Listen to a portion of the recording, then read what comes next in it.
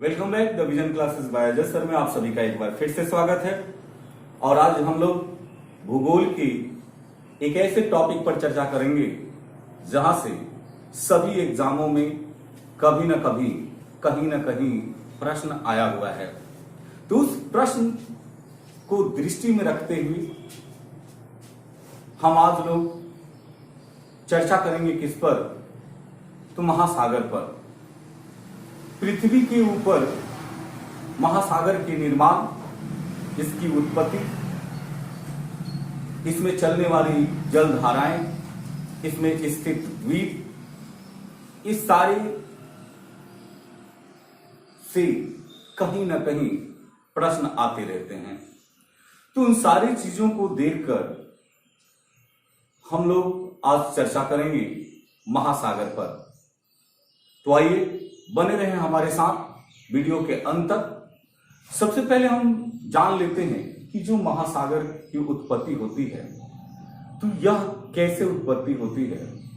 तो हमारे यहाँ दो प्रकार के सिद्धांत हैं और जिसको हम लोग लेते हैं। पहला जो देखा जाता है तो वह ये देखा जाता है कि कई साल पहले जब पृथ्वी का निर्माण हुआ उस समय पृथ्वी एक आग का गोला था, क्योंकि यह सूर्य का टूटा हुआ भाग था। और जैसे जैसे यह थोड़ा सा ठंडा हुआ वैसे वैसे इसके राख कण वह ऊपर की ओर उठे और बादल का रूप ले लिए। और यह बादल जब संघनित होकर नीचे की ओर पानी के रूप में आना शुरू हुआ, यानी वर्षा के रूप में आना शुरू हुआ, तो यह क्या किया कि यह पृथ्वी को और कूल किया और ठंडा किया। और यह क्रियाएं निरंतर चलती रही। मतलब क्या कि ऊपर से बारिश जमीन पर आता था और जमीन इतना, यानी पृथ्वी की ऊपरी सतह का टेम्परेचर इतना था, तापमान इतना था कि यह फिर से भाप बनकर ऊपर जाना शुरू कर दिया। और यही से क्या हुआ कि यह सिस्टम चलना शुरू हो गया जो आज तक हो रहा है। तो आज वाले में पृथ्वी के गर्मी के साथ साथ अगर देखें तो बहुत सारे कारक हो जाते हैं, जैसे सूर्य की किरण, तो सारा चीज काम कर देता है। तो ऐसे क्या हुआ कि जहां पर गड्ढे थे वहां जो जमा हुआ, जो पानी एकत्रित हुए, जिसको हमने सागर और महासागरों का नाम दे दिया। दूसरा कंसेप्ट हमारा क्या है कि जो पृथ्वी थी तो पृथ्वी के दो ही भाग थे। पहला भाग जिसे हम कहते हैं पैंजिया और दूसरा भाग कहेंगे पैंथालासा। पेंजिया को देखेंगे कि पेंजिया के बीचों बीच में कौन था, पैंथालासा। और यह पेंजिया दो भागों में बटा था। एक ऊपर की ओर था जिसे हम क्या कहेंगे उत्तरी पेंजिया, और एक नीचे की ओर था जिसे हम कहेंगे दक्षिणी पेंजिया। इन दो पेंजिया से महाद्वीपीय विस्थापन के कारण क्या हुआ कि स्थलों का निर्माण हुआ, यानी महाद्वीपों का निर्माण हुआ। तो सवाल यहां से भी कई बार है।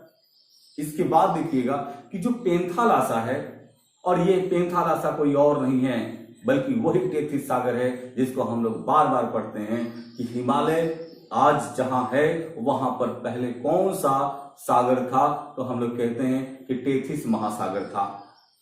ये वही टेथिस सागर है जिसको पैंथालासा के नाम से जाना जाता है। इसी से सारे महासागरों का निर्माण हो जाता है और यह महाद्वीपीय सिद्धांत के अंतर्गत आता है। और हम जानते हैं कि महाद्वीपीय सिद्धांत में सबसे पहले महाद्वीपीय सिद्धांत को देने वाला व्यक्ति कौन है, तो महाद्वीपीय सिद्धांत को देने वाला व्यक्ति वेगनर महोदय हैं। तो आइए टॉपिक पर चलते हैं, थोड़ा सा चर्चा करते हैं। वीडियो के अंत तक बने रहें और ये दावा है कि एक भी छूटने नहीं देंगे, ठीक है। तो इसलिए आप मेहनत करें और मेहनत ज्यादा से ज्यादा होनी चाहिए। सभी को मैं बार बार बोल रहा हूं कि आप नोट्स पक्का तैयार करें, क्योंकि यह एग्जाम के अंतिम समय में, क्षणों में आपको भरपूर मदद करेगा और आप अपने जीवन को सफल बना पाएंगे। तो आइए लेट्स कम। सबसे पहले हम देखेंगे कि ये जो महासागर है, तो महासागर की स्थिति को हम देख लें कि यही हमारी पृथ्वी है, और इस पृथ्वी को अगर देख लें तो यहाँ यह स्थलीय रूप था और ये भी स्थलीय रूप था। इसको कहा जाता था पैंजिया और इसको भी कहा जाता था पेंजिया। जरा देखिएगा कि ये जो पेंजिया है और ये जो पेंजिया है, तो इसको कहा गया उत्तरी पेंजिया और इसको कहा गया दक्षिणी पेंजिया। थोड़ा सा ध्यान देंगे, यह उत्तरी पेंजिया था और ये कौन सा था, दक्षिणी पेंजिया। ठीक है, इसके बाद इसके बीचों बीच भाग में अगर हम देखें तो बीचों बीच भाग में था पैंथालासा। यह पैंथालासा, और दो ही पृथ्वी पर हमें पहले अध्ययन करना पड़ता था, दो ही चीजों को जानते थे, एक जल मंडल और दूसरा स्थल मंडल। अब सवाल आता है कि स्थल मंडल का निर्माण किससे हुआ है, तो स्थल मंडल का निर्माण जो होता है वह किससे होता है, पैंजिया से होता है। स्थल मंडल का निर्माण पैंजिया से होता है, लेकिन जल मंडल का निर्माण किससे होता है, तो जल मंडल का निर्माण जो होगा वह पैंथालासा से होगा। तो जल मंडल में बहुत सारी चीजें हैं, सागर है, महासागर है, झील है, नदियां हैं, ये सारे जो आएंगे वह किस में आएंगे, जल मंडल के अंतर्गत। और इसका निर्माण जो हुआ वह किससे हुआ, तो पैंथालासा से हुआ। तो यहां भी हमने डायग्राम में सेट किया है, देखिएगा कि ये जो उत्तरी पैंजिया था, उत्तरी पैंजिया का नाम क्या था, अंकारालैंड, और दक्षिणी पैंजिया था, और दक्षिणी पैंजिया का नाम क्या था, गोंडवानालैंड। और यह दोनों क्या किया कि महाद्वीपीय विस्थापन के कारण यह पैंथालासा पर दबाव डाला और पैंथालासा के जल बिखर कर अलग अलग हो गए। और अलग अलग जब हुआ तो हुआ क्या कि 5 महासागरों का निर्माण हो गया। कभी कभी सवाल आता है कि पृथ्वी पर महासागरों की संख्या कितनी है, तो कई जगह आपको मिलेंगी 4, लेकिन महासागरों की संख्या कितनी है, तो 5 महासागर हैं। महासागरों की संख्या कितनी है, तो 5 महासागर हैं। ठीक है, तो यहां देख लिए कि ये गोंडवानालैंड और अंकारालैंड, इसी के क्या हुआ कि महाद्वीपीय विस्थापन के कारण क्या हुआ कि जो टेथिस सागर का यानी पैंथालासा का जल था वह अलग अलग बिखर गया, और बिखरने के बाद क्या हुआ कि हमारे यहाँ महासागर का निर्माण हो गया। तो ये हमने देखा क्या, महासागर की उत्पत्ति के बारे में। इससे और भी आप लोग वीडियो के अंत तक बने रहें, बहुत सारे सवाल आएंगे कि स्थल मंडल के संयुक्त रूप को पहले क्या कहा जाता था, तो पहले पैंजिया कहा जाता था, जिसके बारे में हमने कहा कि स्थलों का जो निर्माण होता है वो किससे होता है, तो वह पैंजिया से होता है। लेकिन जल मंडल का संयुक्त रूप से निर्माण जो होता है वह किससे होता है, तो पैंथालासा से होता है। ठीक है, और महासागरों का निर्माण भी किससे हुआ, तो पैंथालासा से हुआ। उसके बाद ये घटनाएं क्यों हुई, तो महाद्वीपीय विस्थापन के कारण हुआ। अगर सवाल भी आता है कि पैंजिया का निर्माण यानी स्थल मंडल का निर्माण या जल मंडल का निर्माण यह ड्यू टू व्हाट, किसके कारण हुआ था, तो हम जानते हैं कि यह महाद्वीपीय विस्थापन के कारण हुआ था। इसके बाद हम देखते हैं कि इसके सिद्धांत को दिया कौन, तो महाद्वीपीय सिद्धांत को देने वाला व्यक्ति वैगनर महोदय थे, और उन्होंने ये सारी चीजें बताई कि पृथ्वी का स्ट्रक्चर कैसा था और किस तरह से कौन कौन सी स्थलाकृतियों का निर्माण हुआ, और ड्यू टू व्हाट, तो महाद्वीपीय विस्थापन के कारण। तो इसके बाद यहां तक हमने देखा। अब जरा देखिएगा कि आखिर महासागरों में जल है, तो वो कुल जल का अगर देखें तो 96% जो जल है वह कहां है, तो महासागरों में, यानी 96% अगर हम देखें तो पानी कहां है, महासागरों का है। ठीक है, और पृथ्वी पर अगर पूछ लेता है तो हम सभी जानते हैं कि पृथ्वी पर अगर हम देखें तो पृथ्वी पर जल का प्रतिशत कितना है, 71%, और स्थलों का प्रतिशत क्या है, तो 29%। इसके बाद कई बार आता है कि महासागर जो हैं वह कौन कौन से हैं, उनकी विशेषताएं क्या है, तो सब पर हम लोग चर्चा करेंगे, किसी को नहीं छोड़ना है। तो महासागर क्या है, 5 है। पहला अगर देखें जिसको हम कहते हैं प्रशांत महासागर, जरा देखिएगा कि प्रशांत महासागर, इसके बारे में भी हम लोग चर्चा करेंगे कि आखिर प्रशांत महासागर के क्या क्या उससे संबंधित प्रश्न आते हैं। इस सारी चीजों को हम लोग देखेंगे। दूसरा है अटलांटिक महासागर, और तीसरा अगर हम देखते हैं तो हिंद महासागर आता है, और चौथा देखते हैं तो अंटार्कटिक, और पांचवा जो देखते हैं वो आता है आर्कटिक।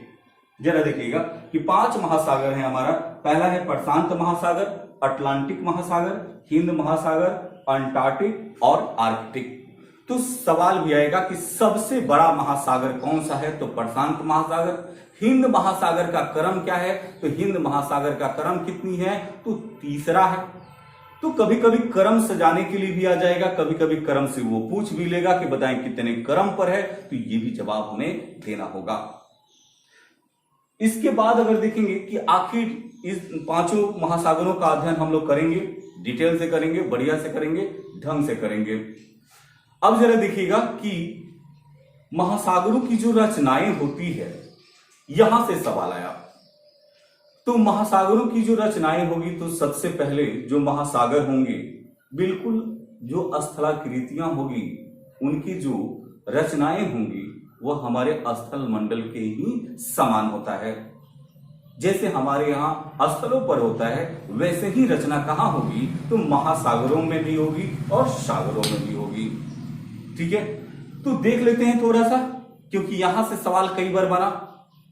जैसे यहां देखिएगा कि ये हमारा महासागर है, और जब इस महासागर से हम चलते हैं तो देखिएगा कि यह महासागरों का जल है, और इस तरह से यहां पर आने के बाद फिर क्या होता है कि एक ढलान मिलेगा, और ढलान के बाद फिर उसके पीटी में जब हम जाएंगे तो इस तरह की आकृति बनेगी, और फिर जैसे ही महासागरों के अंदर और आगे की ओर जाते हैं तो इस तरह से उठा हुआ एक भाग मिलता है। लेकिन कहीं कहीं यह एक ही सिंगल ऊपर उठा हुआ भाग मिलता है, और जैसे ही फिर आगे की ओर जाते हैं तो एक घाटी टाइप आकृति मिलती है, और फिर क्या होता है कि एक मैदान का आकृति मिलना शुरू हो जाता है। सवाल यहां से बहुत बार आया, चाहे वो बीपीएससी हो, यूपीएससी हो, कमीशन के जितने भी एग्जाम हो, वहां से लगभग आता रहता है। बिल्कुल याद रहेगा, क्यों? क्योंकि हम लोग सब चीज देखा है। इसको अगर समझना है तो आप अपने नदियों को देखिए, बिल्कुल समझ में आ जाएगा। कहीं महासागरों में जाने की आवश्यकता आपको बिल्कुल नहीं है। तो सबसे पहले ये क्या है, इसको कहते हैं महासागरीय निमग्न तट, यानी सबसे ऊपरी, पहले अगर महासागर के ऊपर जाएं तो सबसे पहला भाग जो मिलता है वो कौन सा मिलता है, तो महासागरीय निमग्न तट मिलता है। निमग्न का मतलब क्या, जो जल से मग्न हो, डूबा हुआ हो, वह क्या है कि निमग्न तट है, यानी महासागरीय निमग्न तट। और इसके बाद यहां जरा देखिएगा कि महासागरीय निमग्न तट जो होता है वह महाद्वीपीय निक्षेप होता है, यानी उसमें जितने भी अवसाद होंगे वो सारे चीज जमा रहेंगे। तो इसे महाद्वीपीय निक्षेप के नाम से भी जाना जाता है। और इसकी गहराई देख लें कि आपकी डेप्थ कितनी होती है, इसकी गहराई कितनी होती है, तो लगभग 150 मीटर की गहराई होती है। यानी पूछता है कि महासागरीय निमग्न तट की गहराई कितनी होती है, तो 150 मीटर की गहराई होती है लगभग। ठीक है, इसके बाद दूसरा कंडीशन देख लें कि जैसे इससे आगे बढ़ेंगे तो यहां से जिस तरह से हम आगे की ओर बढ़ते हैं, ठीक, ढलान मिलेगा, और इस ढलान को जो हमने नाम दिया है, यहां देख लीजिएगा कि इस ढलान का जो नाम दिया उसको कहा कि महासागरीय ढाल। ये महासागरीय ढाल है, यानी ढलान बिल्कुल अपने नदी की तरह। सबसे पहले बांध पर जाते हैं हम लोग, जाते हैं कि नहीं भाई, और कब भादों में जाना है तो एक ढलान मिलेगा। पहले तो इस तरह से प्लेन मिला, ठीक है, वो निमग्न तट था, और जैसे थोड़ा सा आगे बढ़े तो बिल्कुल क्या होगा कि वह ढलान मिलेगा, ठीक है, जिसको हम कहते हैं कि यार बहुत पानी है, ठीक है। तो महासागरीय ढाल मिलेगा, और ढाल की गहराई देखिएगा कि इसकी डेप्थ क्या है, तो इसकी डेप्थ अगर हम देखते हैं तो 150 मीटर से लेकर 2000 मीटर तक है। कहीं कहीं यह लिखता है 200 से 2000 मीटर, लेकिन आपको लेने हैं कितना, 150 से 2000 मीटर तक की गहराई किसकी होती है? तो महासागरीय ढाल की होती है। यानी हम देख रहे हैं कि महासागरीय ढाल की कितनी होगी? 150 मीटर से 2000 मीटर तक। इससे आगे की ओर और बढ़ेंगे, यानी सबसे पहले निमग्न तट को देखा, फिर महासागरीय ढाल को देखा, और महासागरीय ढाल के बाद इस तरह का आकृति मिलेगा, मतलब बिल्कुल मैदानी भाग मिलेगा जैसे हमारे यहां मिलता है। तो इसको क्या कहेंगे? जरा देखिएगा कि इसको क्या कहेंगे। इसको कहा जाता है महासागरीय मैदान। जरा देखें कि ये जो कंडीशन हमारा आया, इसको कह दिया गया ये क्या है? तो ये महासागरीय मैदान है। और महासागरीय मैदान को महासागरीय नितल के नाम से जाना जाता है।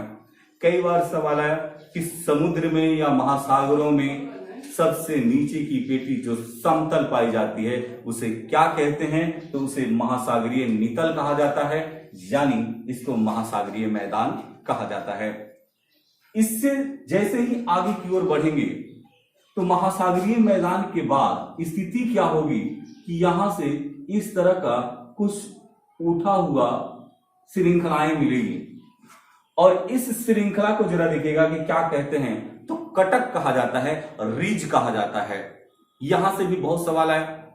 और इस कटक को हम क्या कहते हैं? तो महासागरीय पर्वत श्रृंखला कहते हैं। मतलब क्या है कि सीरीज है और किसका? पर्वतों का। और ये कहां पाई जाती है? तो हमारी जमीन पर नहीं बल्कि महासागरों में पाई जाती है। तो ये कटक है जिसे रिज कहते हैं, यानी पर्वत श्रृंखला कहते हैं। और इस पर्वत श्रृंखला से एक और आया कि विश्व का सबसे बड़ा कटक कौन सा है? सवाल पूछेगा कि विश्व का सबसे बड़ा कटक कौन सा है? तो हम देखते हैं कि मध्य अटलांटिक कटक है। यानी विश्व का सबसे बड़ा कटक कौन सा? तो मध्य अटलांटिक कटक है। और ये है कहां? तो अटलांटिक महासागर में है। ठीक है, तो विश्व का सबसे बड़ा कटक रीज कौन सा है? मध्य अटलांटिक कटक। और ये है कहां? तो अटलांटिक महासागर में। इसकी देख लें कि आखिर क्या है, कितना लंबा है। तो जरा देखिएगा कि यह 4000 किलोमीटर लंबा है। ये जो श्रृंखलाएं हैं, ये जो कटक है, इसकी लंबाई 4000 किलोमीटर तक का है। इसके साथ आगे चलेंगे कि जब यहां से यहां चलते हैं, कुछ दूर चलने के बाद यह अब सीरीज में नहीं मिलेगा, श्रृंखला में नहीं होगा, यानी छोटे छोटे उठा हुआ नीचे गिरा हुआ भाग नहीं मिलेगा, बल्कि अचानक एक ही भाग मिलेगा इस तरह से। और इसे हम क्या कहेंगे? देखिएगा कि यहां से एक उठा हुआ भाग मिला, और इसे क्या कहा जाता है? तो इसे कहा जाता है गुआट।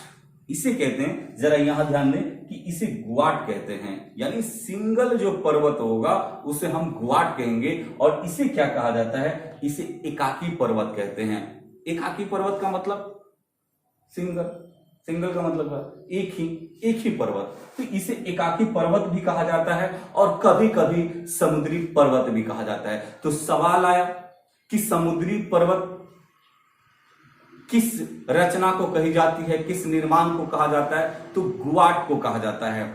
गुआट को कहा जाता है समुद्री पर्वत। और यहां से जब जरा देखिएगा कि यहां से जब आगे बढ़ेंगे तो हमें एक और यहां मिला, इसको हम क्या कहेंगे? यहां पर लिख देते हैं, इसको क्या कहेंगे? इसको कहा जाता है निम्न बिंदु। इसको कहते हैं निम्न बिंदु कहा जाता है। थोड़ा सा ध्यान दीजिएगा कि इसे निम्न बिंदु कहा जाता है। निम्न बिंदु का मतलब क्या? ट्रेंच, यानी घाटी। जरा देखेंगे कि यह ट्रेंच कहा जाता है, ट्रेंच। ठीक है, और विश्व का सबसे गहरा ट्रेंच कौन सा है? तो आप सभी को पता है मैरियाना ट्रेंच। और मैरियाना ट्रेंच की गहराई कितनी? 11,776। कहीं कुछ और देता है 11,776। तो यह निम्न बिंदु के नाम से जाना जाता है। कभी कभी पूछेगा महासागरीय निर्माण में निम्न बिंदु किसे कहा जाता है? तो निम्न बिंदु किसे कहा जाएगा? ट्रेंच को कहा जाएगा। तो वीडियो ज्यादा लंबा ना हो इसलिए इसको 2 पार्ट किया गया है। इसके बाद वाले टॉपिक में, यानी कल हम लोग देखेंगे 5 महासागरों के बारे में। प्रशांत महासागर, अटलांटिक महासागर, हिंद महासागर, ठीक है, आर्कटिक और अंटार्कटिका। इन सबको हम लोग क्या करेंगे कि कल अध्ययन करेंगे और विस्तार से चर्चा करेंगे। एक भी प्रश्न छूटने नहीं चाहिए। जैसे प्रशांत महासागर में देखें कि एक हवाई द्वीप पाया जाता है और प्रशांत महासागर को दो भागों में बांटा गया है, एक पश्चिमी प्रशांत और दूसरा पूर्वी प्रशांत। पश्चिमी प्रशांत महासागर में देखें तो एक हवाई द्वीप पाया जाएगा और इसी हवाई द्वीप पर तो कभी कभी सवाल भी तो आ सकता है कि हवाई द्वीप किस महासागर में है, तो हवाई द्वीप किस महासागर में है, तो पश्चिमी प्रशांत महासागर में है। और इसी हवाई द्वीप पर एक सक्रिय ज्वालामुखी है जिसे कहते हैं मोना लाओ। कितना बढ़िया है, याद नहीं होगा? अरे याद हो जाएगा भाई, याद हो जाएगा। मोना ले आओ, मोना लाओ, हवा में मत रहो, हवाई द्वीप। ठीक है, तो कल फिर हम लोग मिलते हैं और आज हम विदा लेते हैं। आप सभी इस चैनल को बहुत प्यार दिया है, बहुत स्नेह दिया है, इसके लिए सहृदय बधाई के पात्र आप सभी हैं। और कोशिश है कि बेहतरीन कंटेंट दें ताकि आप अपने जीवन को सार्थक और सफल बना सकें। तो इसी के साथ विदा लेते हैं। जय हिंद, जय भारत, जय हिंद।